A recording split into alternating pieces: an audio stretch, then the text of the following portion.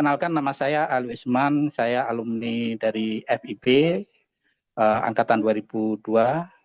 Dulu saya benar alumni lulus SMA 2001.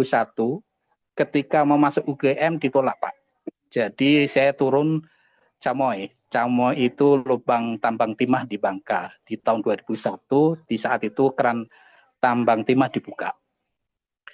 Dan kemudian baru tahun 2002 setelah setahun berkembang di Tanah Bangka, saya memberanikan daftar di UGM lagi dan diterima di FIB.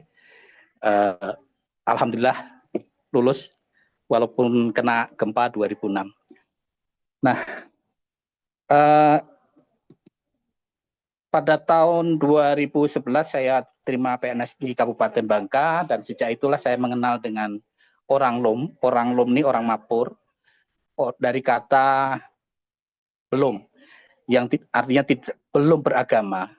Nah, mereka ini melegenda kalau di Bangka, ditakuti. Saya kecil ketika SD di Bangka di Teguwali juga mendengar kata Mapur, kata Lom ini kededep. Kededep itu ketakutan. Jadi begitu saya 2011 saya masuk lewat dinas, kita ada event tahunan dinas kebudayaan Kabupaten Bangka itu memfasilitasi Nuju Jerami.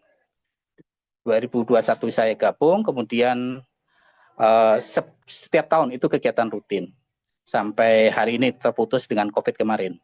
Nah, dari situlah pendekatan-pendekatan dan sekian tahun belum ketemu dengan teman, belum ngeklik. Akhirnya di tahun 2016 itu kita ketemu dengan Bang Asi Harmoko. Beliau ini motor penggerak dari IABIC, dikenalkan teman-teman dari UBB. Jadi UBB ini ada KKN di 2013-14 dan mereka memetakan IABIC dan salah satunya yang potensial itu adalah Bang Asi Harmoko. Nah, dari situlah kita mulai masuk dan misi kita adalah Undang-Undang Nomor 5 Tahun 2017 tentang pemajuan kebudayaan. Di situ ada ketahanan budaya dan kontribusi budaya. Dua aspek ini yang harus diterapkan ketika kita ngurus kebudayaan. Nah, dengan strategi ada 4, yaitu pembinaan, pelindungan, pengembangan, dan pemanfaatan. Nah, lanjut Mas. Ya, lanjut lagi. Lanjut lagi Mas. Nah, ini peta adat Mapur di tahun zaman Belanda 1889 dan 1916. Di situ tertera Mapur sebagai etnisitas yang berbeda dibandingkan dengan masyarakat Bangka yang notabene orang darat dan orang laut. Nah, di sana sebarannya ada di Kabupaten Bangka sekarang, tepatnya di Kecamatan Belinyu dan Kecamatan Riau Silip. Nah, dari situlah kita lihat ada rumah tradisional dalam foto itu, walaupun lokasinya bukan di Belinyu, itu ada di lokasi di Bangka Barat yang persis apa yang kita lihat sekarang, memarong. Dindingnya miring, kemudian tebing layarnya setengah melingkar, dan itu unik. Nah, ketika di lapangan kita baru tahu bahwa Kebon Memarong itu seperti itu, seperti foto yang di Belanda itu. Jadi kemudian kita revitalisasi, kira-kira seperti itu. Lanjut Mas. Nah, aspek yang terpenting itu adalah pembinaan. Ketika kita sebagai orang luar yang, apalagi saya yang sebenarnya orang Jawa, yang kecil di Tobuali Bangka sana, kemudian besar di Jogja. Nah, di sana pun kita harus memposisikan di mana bumi dipijak, di situ langit dijunjung. Artinya kita harus membumi. Foto di atas sebelah kanan 2016 itu kalau mungkin saya nggak pakai kacamata, mungkin saya seperti orang mapur. Nah, foto yang bawah ini dengan Profesor Gustaf Mirahman di tahun 2017 kita ada kegiatan di sana di kebun di pedalaman sampai larut malam waktu itu, dan kita menangkap apa yang diinginkan masyarakat. Nah, kedua yang harus kita junjung itu adalah jadikan mereka itu subjek, bukan objek. Dengan harapan kepentingan itu kepentingan di mereka, bukan kepentingan di kita. Karena mereka yang kita angkat bukan mengangkat kita. Jadi jadikan subjek itu sesuatu yang berat sebenarnya, karena ya mau nggak mau sebenarnya kita juga ada kepentingan. Tapi dengan keikhlasan saya kira itu bisa terjadi. Terus kemudian samakan frekuensi. Orang-orang Mapur ini relatif pendidikannya tertinggal. Asi Harmoko itu tidak sekolah, Bukin tidak sekolah, ketua adat atau kedoi apalagi tidak sekolah. Jadi mereka benar-benar di zaman tahun 90 2000 akses ke desa itu kan lumayan jauh. Jadi itu kendala kenapa mereka tidak sekolah di masa itu. Sementara sekolahnya ada di Air Apik.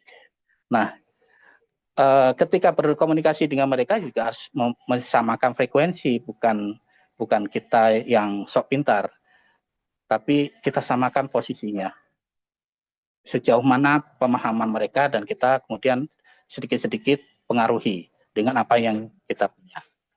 Nah, terus yang keempat itu beri solusi, bukan beban. Dengan pemahaman seperti ini bahwa kita ketika datang ke sana itu harus menangkap permasalahannya apa, kemudian kita memberi solusi, bukan beban. Bukan beban ini sepertinya jangan sedikit-sedikit meminta kepada mereka sesuatu yang kemudian itu menjadi beban mereka. Nah, pola pikir seperti ini ya saya kira harus ketika menyelami masyarakat pedesaan. Kemudian yang terakhir itu adalah totalitas, bersungguh-sungguh. Kalau bahasa Jawanya sawiji. Nah, ketika mendampingi mereka dengan totalitas itu kita bisa menangkap apa yang dibutuhkan dari mereka, dan solusinya itu bukan setengah-setengah. Jadi yang kita lakukan di Mapur harapannya seperti itu. Walaupun saat ini saya sudah mutasi di Pemda DIY, di Dinas Kebudayaan per Agustus kemarin. Tapi hubungan dengan mereka, dengan ASI dan kawan-kawan itu masih terjalin.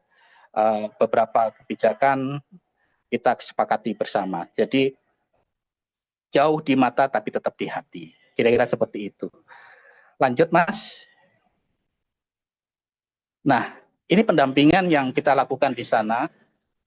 Jadi ini foto yang paling atas itu ketika malam selikuran Ramadan di tahun 2018.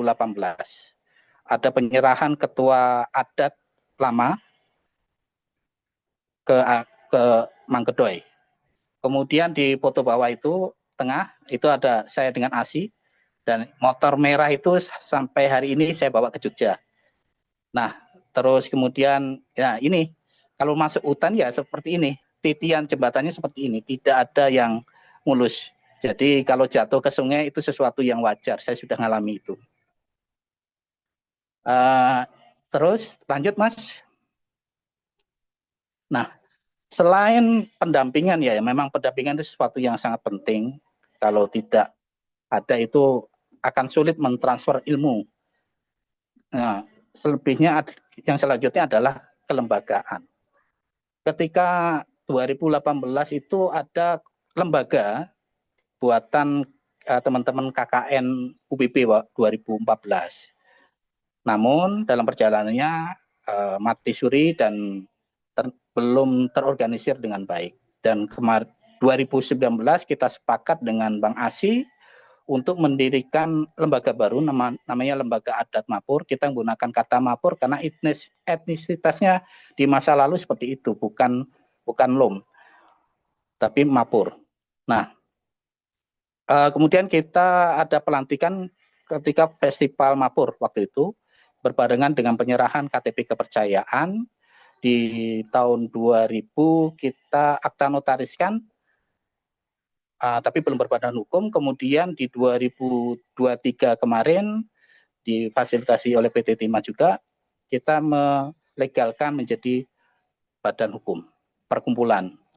Dan kemudian kita bentuk lembaga baru, yaitu Yayasan Gebang Memarong Mapur, sebagai lembaga yang bertanggung jawab atas pengelolaan Gebang Memarong yang kita buat. Nah, di sini yayasan ini anak-anak muda. Harapan saya dengan memisahkan menjadi dua lembaga ini, Lembaga Adat Mapur fokus untuk melestarikan adatnya, kemudian Yayasan Gebang Memarong itu fokus untuk pengelolaan sesuai dengan manajemen kekinian. Jadi saya harapannya anak-anak muda. Namun dalam perjalanannya sebuah organisasi itu tidak mulus, dan hari ini juga kami tengah ada kesulitan terkait SDM. Kemudian pengesahan kepemilikan aset ya. Jadi Gebang Memarong ini sampai hari ini belum disertifikatkan karena ada beberapa kendala. Kemudian merek juga kita belum mensertifikatkan. Mudah-mudahan nanti. Selanjutnya adalah membentuk lembaga baru, dan ini dalam proses. Ada Sanggar Seni, di sana juga ada beberapa potensi sudah terbentuk, namun kelompok usaha bersama dan koperasi ini harapannya nanti mereka menjadi lembaga yang fokus ke ekonomi. Lanjut aja, Mas. Nah, ini yang sudah kita lakukan di pembinaan, salah satunya pelatihan SDM. Foto paling atas itu ketika kita studi banding ke Baduy 2 malam 3 hari. Ya, jadi di Baduy luar, kita nginep di Baduy luar dan Baduy dalam. Alhamdulillah ketemu Puun langsung di Baduy dalam. Kemudian foto tengah itu pelatihan pemandu lokal, 20 orang air apik yang tidak sekolah, sebagian tidak sekolah, itu kita latih jadi pemandu lokal, 20 orang. Hari ini ada seleksi alami, alhamdulillah masih bertahan lumayan. Kemudian yang paling bawah ini pelatihan homestay. Ini kerjasama dengan Badan Vokasi Pelatihan Belitung, Kementerian Tenaga Kerja. Nah, ini beberapa hal yang lakukan di pelatihan. Kemudian lanjut, Pak, Mas. Ini Pranata, ini pembinaan di bidang Pranata. Kita melakukan pemetaan wilayah adat. Jadi kemarin kerjasama dengan teman-teman UBB, anak-anak yang luar biasa, mereka naik gunung, turun lembah untuk pemetaan sampai salah satunya di Sengat Lebah. Terus kemudian yang pojok kanan itu kita menyiapkan lembaga, salah satunya untuk Pranata. Terus kemudian di bawah itu buku ajaran kepercayaan Mapur Dangkel, kerjasama dengan Direktorat Kepercayaan Terhadap Tuhan Yang Maha Esa dan Masyarakat Adat Dirjen Kebudayaan di tahun 2022. Dan alhamdulillah di waktu itu kita verifikasinya kita diundang ke Tangerang, yang kemudian kita lanjutkan studi banding ke Baduy. Lanjut, Mas. Nah, paling sulit itu adalah kolaborasi. Dan kita tetap membuka pintu untuk berkolaborasi. Nah, ini alhamdulillah kami sudah berkolaborasi dengan UBB, memang dari awal kita ke sana. Terima kasih Bang Izul, Bang Iskandar Zulkarnain, beliaulah yang dosen UBB yang mengenalkan saya dengan Bang Asi. Kemudian ada Dinas Dukcapil, sejak 2018 kita koordinasi untuk pembuatan KTP kepercayaan, KK, dan akte nikah. alhamdulillah hari ini ada 7 akte nikah yang sudah diakui, sudah dicatat oleh negara. Termasuk salah satunya Bu Kim, wakil ketua lembaga adat Mapur itu, beliau baru sah jadi bapak itu di tahun 2022 ketika anaknya sudah SMA. Jadi pernikahan adatnya dari dulu tidak tercatat, baru tercatat di tahun 2022. Kemudian Direktur KMA, ya kita mendirikan lembaga ini, kemudian kita daftarkan sebagai untuk mendapatkan tanda inventarisasi organisasi kepercayaan di tahun 2021, kemudian pemuka penghayat atas nama Apok Kedoy di tahun 2001, dan buku ajaran 2022. Kemudian kolaborasi selanjutnya adalah PT Timah. PT Timah ini kita ketemu ketika melakukan penelitian terkait Mapur, penulisan oleh teman-teman Bu Kurniati, Pak Dery. Nah, dalam perkembangannya, dalam perjalanannya mereka ke rumah Bang Asi dan melihat miniatur yang kita buat, miniatur Gebong Memarong, dan dari situlah masuk, dan alhamdulillah di tahun 2022 kita pembangunan. Selanjutnya adalah Dinas Umpar Universitas Parayangan, itu ada namanya Kevin, mungkin hadir di sini. Beliau orang Belinyu yang kuliah di Umpar, kemudian balik kampung untuk riset di Memarong, dan alhamdulillah S1-nya selesai dari Memarong itu. Kemudian saya dengar melanjutkan S2 di Singapura. Kemudian ada balai vokasi yang dari Belitung itu, kemarin terima kasih sudah memfasilitasi pelatihan homestay, itu berhari-hari. Kemudian ada ASPI, Mas Toto dan kawan-kawan, mereka juga melakukan pelatihan pemanduan. Kemudian ada Umuh Babel, mereka mengidentifikasi wisatanya. Kebetulan di Umuh Babel itu ada membuka jurusan pariwisata. Kemudian DLH Kabupaten Bangka, kita kolaborasi untuk membuat SK pengakuan masyarakat hukum adat, dan terrealisasi di tahun 2023, dan saat ini lagi proses Perda MHA Mapur. Ya, mudah-mudahan dengan anggota Dewan yang baru ini mereka semangat untuk membantu Mapur. Kemudian kolaborasi dengan Dinas Pariwisata Kebudayaan Provinsi Bangka Belitung. Saya kerja di sana di 2019 sampai 2024, diberi keleluasaan untuk mendampingi masyarakat Mapur. Kemudian di Sparput Bangka itu kantor lama saya. Terima kasih Bu Wira karena sudah mengeluarkan SK Desa Wisata dan SK Pokdarwis, dan mudah-mudahan nanti keluar SK Desa Budaya. Terus kemarin terakhir itu adalah JIS Babel, mereka melakukan hitan. Nah, di bulan Desember kalau salah ya, mereka bukan, bulan Januari kemarin, mereka melakukan hitan. Nah, uniknya bukan hanya Muslim, di sini ada orang-orang kepercayaan yang ikut hitan. Ada puluhan, 20-an lah mungkin ya, semuanya totalnya. Kemudian Kanwil Menkumham, kita kerjasama untuk KIK dan kawasan karya cipta. Dan ini lembaga Bangka dan Lam Bangka dan Lam Babel ini adalah datuk-datuk kita. Di situ ada Profesor Wistahmi Rahman, Pak Datuk Sarmupi, dan mereka di tahun 2019 SK pendirian Lembaga Adat Mapur itu dikeluarkan oleh Lam Kabupaten Bangka. Dan sampai hari ini alhamdulillah datuk-datuk masih membina dengan teman-teman di Mapur.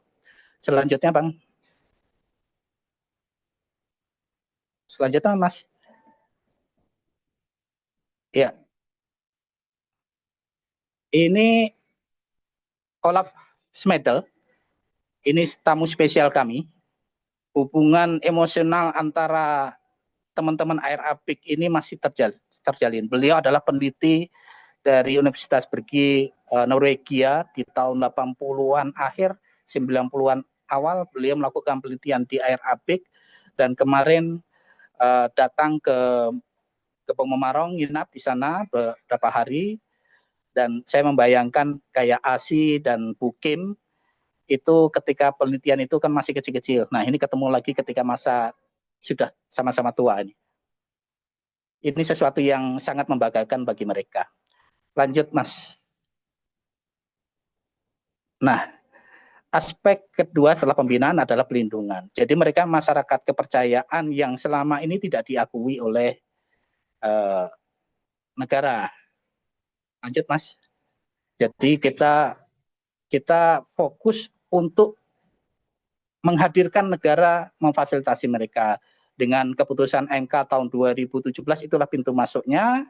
Kami melakukan perubahan data di pembuatan KTP kepercayaan terhadap teman-teman. Jadi di air Apik itu sekitar seperempatnya, jadi sekitar 200-an jiwa itu orang kepercayaan, 400 itu orang beragama, sebagian besar Muslim.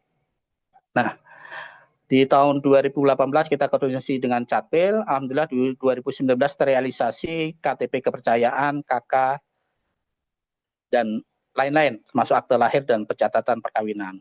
Nah, namun sampai hari ini itu yang sudah merubah KTP kepercayaan belum sampai 50% sampai hari ini.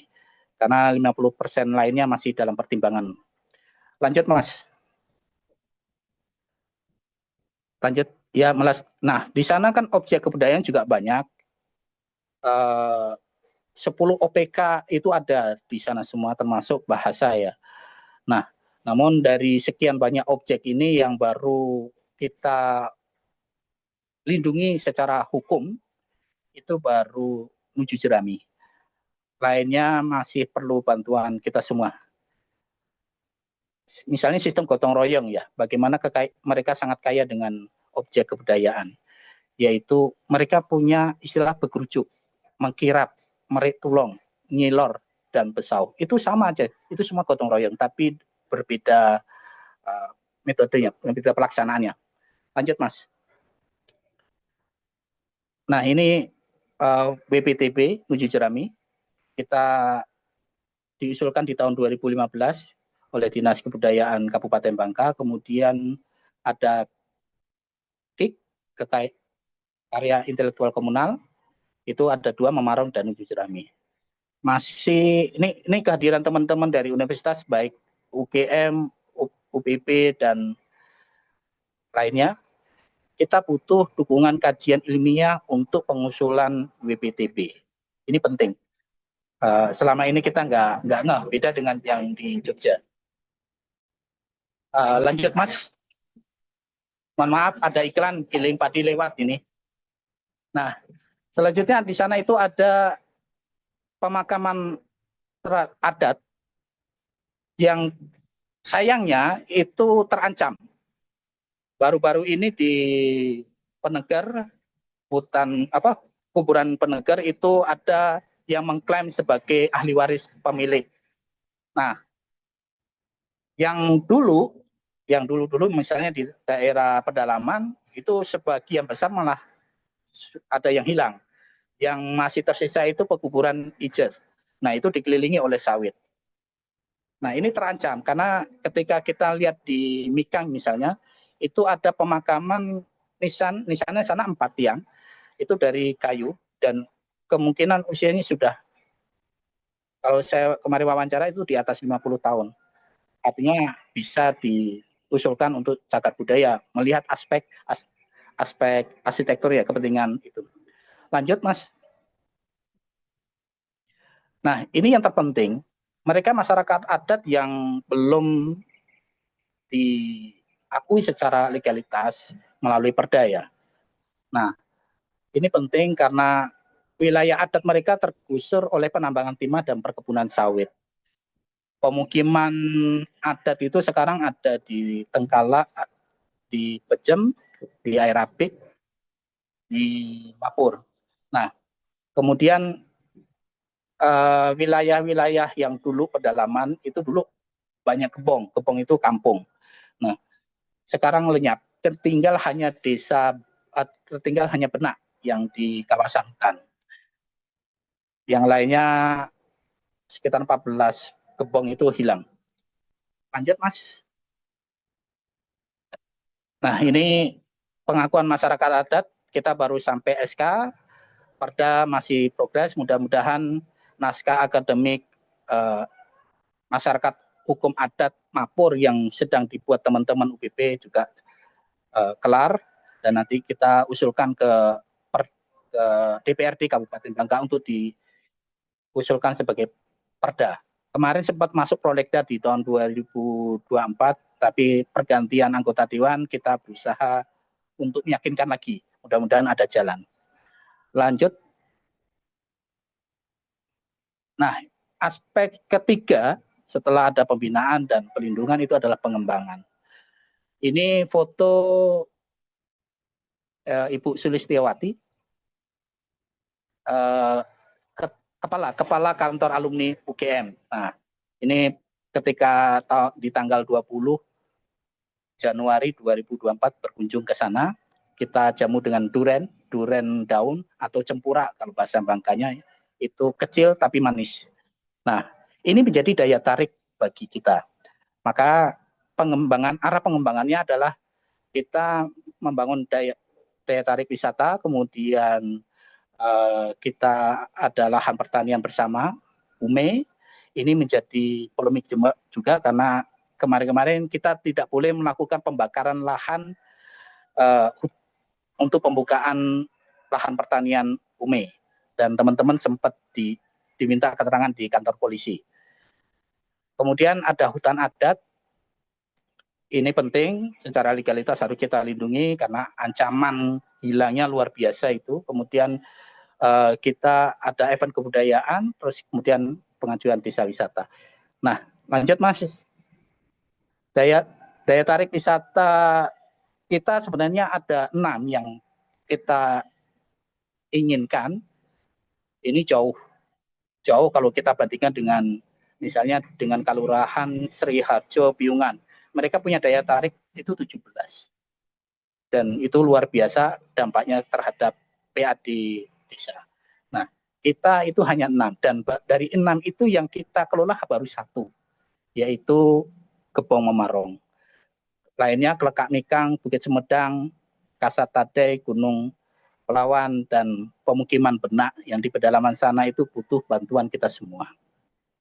Lanjut, Mas. Dari satu daya tarik itu yang kita sudah bangun adalah Kampung Adat Gebong Memarong. Nah, ini konsepnya yang tadi disampaikan Bang Asi, ini konsepnya adalah Bubung 7. Jadi rumah 7 unit yang dipagari dengan buluh perindu. Harapan kita ketika kita mengonsep ini, terus terang saya aja belajar dengan rumah Tembi di tahun 2019, saya menginap di sana, saya memperhatikan bentuk rumah tradisional yang di sana dan fungsinya. Kemudian ini kita terapkan di Bangka. Jadi itu ada 7 rumah, 7 bubung. Itu 4 kita jadikan penginapan, 1 balai, 1 museum, dan 1 galeri. Dan kanan kirinya itu ditanami bambu, buluh perindu, itu salah satu legenda di Bangka juga. Harapannya orang luar tidak bisa lihat, orang dalam tidak bisa lihat keluar. Jadi saya membayangkan walaupun ketika saya bangun tidur di Gebong Memarong itu tidak melihat perkampungan, walaupun sebenarnya kita ada di pertengahan perkampungan. Sebelah kanan itu SD, sebelah kiri rumah Pak mantan Kadus. Nah, kemudian orang luar pun tidak bisa melihat karena tertutup oleh bambu. Lanjut, Mas. Ini dari ini yang sebelah kiri itu adalah Gebong Memarong yang kita bangun di tahun 2019. Kemudian ini lahan yang kita bangun Gebong Memarong saat ini. itu posisinya di belakang Memarong 2019. Jadi nampak foto itu ada satu keluarga yang tinggal di sana, kita ganti untung, kita pindahkan mereka ke dekat lapangan bola. Di belakang Kebon Memarong itu ada lapangan bola. Dan selanjutnya kita lakukan pengumpulan bahan material. Jadi material itu tidak beli di toko besi, toko bangunan, tapi kita ambil di hutan.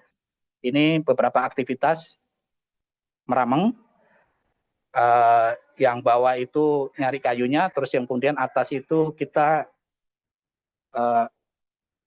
lantai ibul, kemudian ada kulit dan rotan. Lanjut Mas. Ini pembangunannya, kita ngunjem tiang itu tahun 2019, Mei 2022, namun baru kita lakukan pembangunan itu di awal Juli sampai September. Awal September, jadi 2 bulan persis itu terbangun 6 memarong, 6 unit memarong,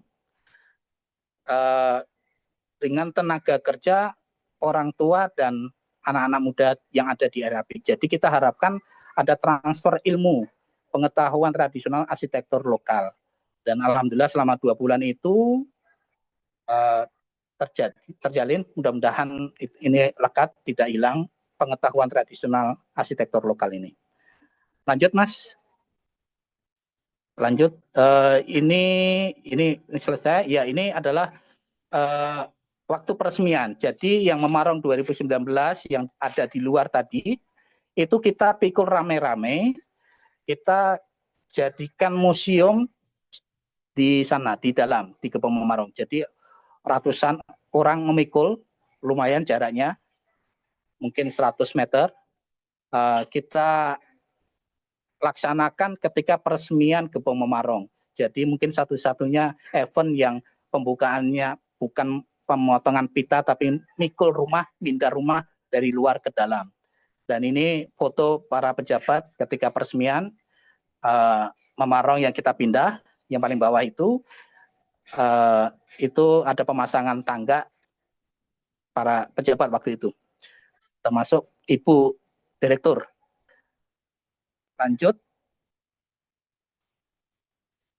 Nah, lahan pertanian ini penting Pak Ume, yang tadi saya ceritakan, di sana dengan kebijakan musim kemarau kemarin, masyarakat ketakutan untuk membuka ume karena mereka masih menggunakan tradisional pembakaran.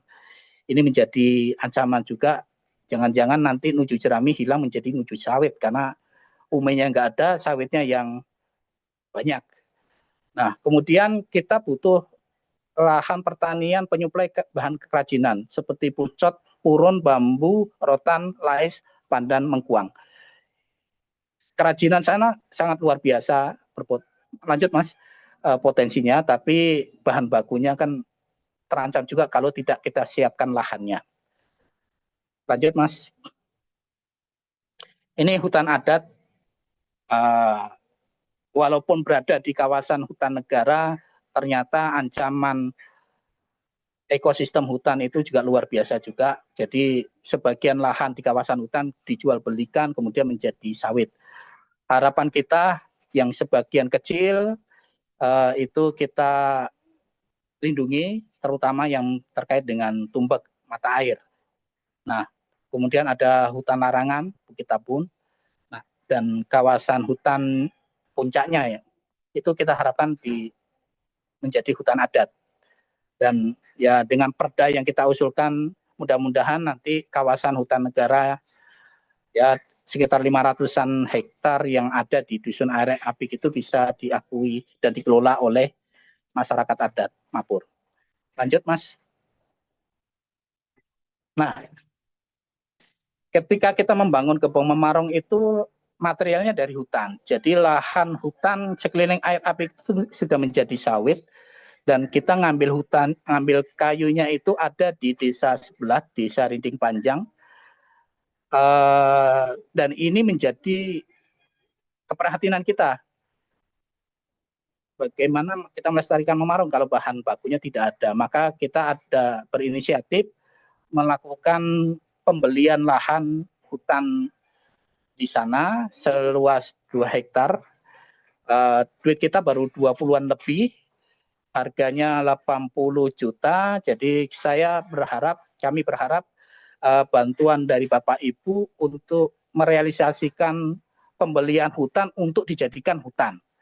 Jadi kita tidak berpikir aneh-aneh, kita hanya melestarikan hutan aja. Jadi mudah-mudahan kita dikasih waktu seminggu untuk melunasi dan mudah-mudahan terlunasi lah, mudah-mudahan. Agak nekat sedikit, kalau nggak nekat nggak jalan ini. Lanjut.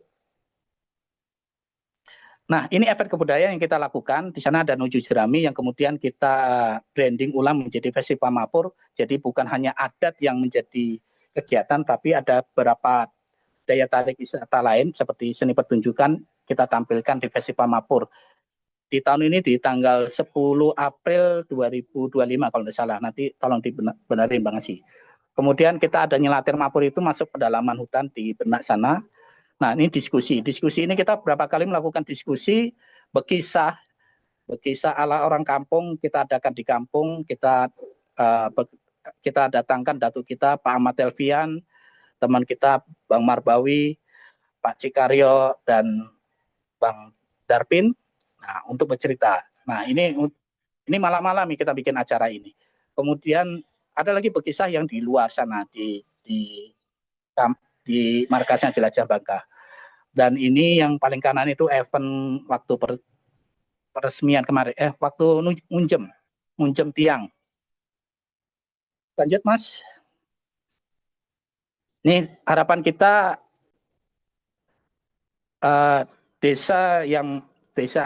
dusun air apik itu kaya potensi budaya dan alam juga. Jadi harapannya itu berkembang menjadi desa wisata, apalagi dengan hadirnya Gebong Memarong ini bisa menjadi lokus tempat untuk menjadi daya tarik wisata. Kemudian desa budaya. Ini desa budaya, mohon bantuannya Bu Wira, mudah-mudahan hadir di hari ini. Mohon segera ditetapkan sebagai desa budaya, biar nanti saya punya alasan teman-teman Air Apik berangkat ke Jogja untuk belajar di Kalurahan Budaya di Jogja. Kemudian kita mengikuti penghargaan desa wisata, namun karena kendala dengan SDM, kita kekurangan SDM, akhirnya kita harus bersabar. Lanjut Mas. Nah, ini pemanfaatannya. Bagaimanapun kebudayaan kalau hanya dilestarikan tanpa ada manfaatnya juga kurang elok. Jadi saya itu punya pemikiran jangan berharap orang main dambus kalau perutnya keroncongan. Jadi para budayawan ini juga kita perhatikan kesejahteraannya. Salah satunya adalah memanfaatkan budaya itu sebagai daya tarik wisata. Ini Ibu Sulis ketika datang itu kita beri resam, gelang resam. Harapannya beliau aman, tenang ada di Gebong Memarong. Ini kepercayaan orang Mapur, kalau masuk hutan itu pakai gelang resam. Nah, ini resamnya kita sudah jalin dengan bagus dan sudah layak menjadi cenderamata. Lanjut, Mas. Nah, ini yang kita manfaatkan dari Gebong Memarong itu kita jadikan Brambak itu penginapan. Kita ada 4, cukup murah, hanya 250, ada WC-nya. WC-nya sudah bagus, kayak hotel bintang 5. Kemudian ada Bubung 7, ini paket wisata edukasi untuk pelajar dan mahasiswa. Hanya 10.000, nanti ada pemanduan. Nah, konsep pemanduan ini saya belajar dari Museum Ulun Sentalu. Terima kasih Mbak Dharma. Ini teman di Kasagama juga. Kasagama. Beliau manajer di sana. Kemudian ada Buluh Perindu. Buluh Perindu ini khusus untuk wisatawan non pelajar dan mahasiswa. Ini bonusnya dapat gelang resam. Terus lanjut Mas. Nah, Kereta Sorong ini permainan tradisional. Jadi tadi di video sudah ada beberapa permainan tradisional yang kita tampilkan. Kita juga jual.